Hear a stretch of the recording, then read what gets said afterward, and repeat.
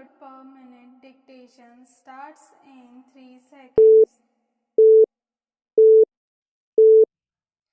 India needs to grow faster to provide basic means of livelihood and decent opportunities to all its citizens. Stop. The need of the hour is to ensure that India remains peaceful so that the process of all-round development continues unhindered. We must be internally vigilant against forces which are inimical to India and want to derail the country's onward march. Stop. In this century, wars are not fought in the battlefield alone, they are fought on all fronts, including the economic front. Stop.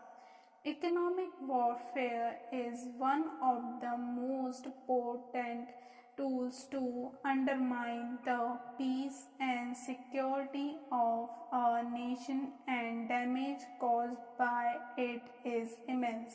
Stop. With regards to the external threats faced by the country, our neighborhood remains the biggest challenge for our national security. Stop. The cross-border terrorism through both state and non-state actors are claimed thousands of innocent lives over the last 3 decades. Stop. Para change. One of our neighboring countries continues to aid the abet acts of terrorism in India and for a long time has been trying to damage the monetary stability and economic security of India through the production, smuggling and circulation of counterfeit India currencies notes. Stop.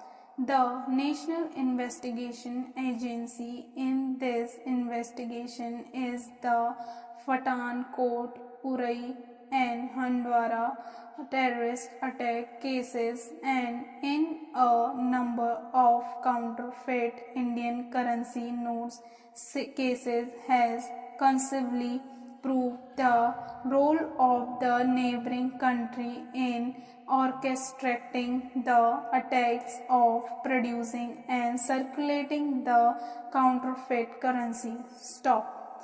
I congratulate the NIA for its thorough and professional investigation which has exposed the machination of various terrorist groups. Stop. Para change.